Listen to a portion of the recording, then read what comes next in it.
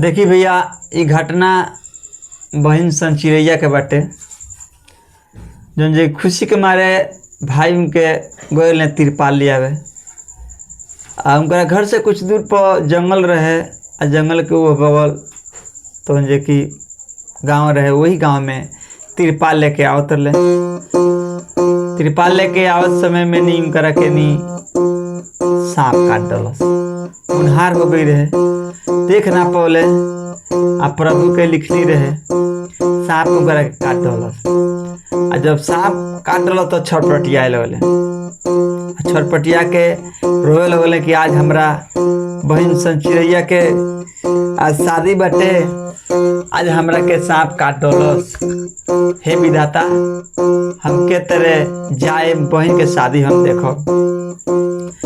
आ वही वन में गिरल बने आ रोवत, वही जंगल में नी रोवत आ कहत, गिरल बाणे बनावा में सोचो ताणे मनावा में।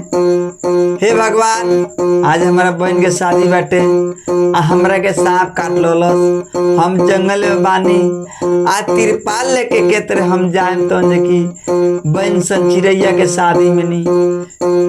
गिरल बाणे बनावा में सोचो ताणे मनावा में। गिरल बाणे बनावा में सोचो ताणे मनावा में। हाय रे विधाता काई लिखल कहनिया, हाय रे विधाता काई लिखल कहनिया।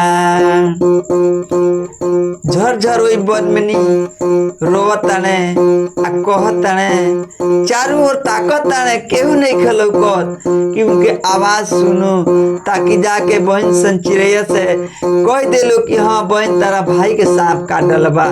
बाकी रोवताने, मन में सोचताने, जानी जई है बहनाया उर खाई मरी जई है माहुर। जानी जई है बहनाया उर खाई मरी जई है माहुर। वन में कहत रहे कि अगर बहन हमार जान जाई तो जोहर माहुर खा के मर जाई। आज हम तो जे के आइल बानी, अब बहन के हमरा पनगरहन के कराई।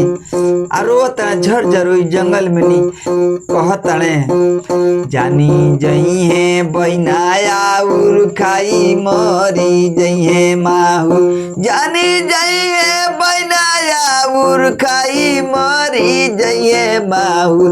लिखी के विधाना काई लिखल कहनिया, विधि के विधान काई लिखल कहनिया। झरझर रोताने, रोते रोते भैया केहू उनकरा के लौकल नहीं।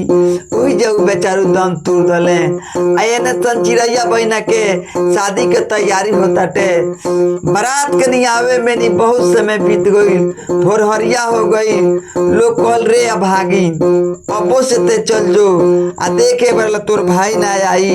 अपने भाई के तन देख ली तोर भाई कहाँ बाटे। आ भोर हो गई ते आ भागे तोरे बार तक बारात ना आई। झरझर रोवतिया सन चिड़ैया बहना आ का कहतिया।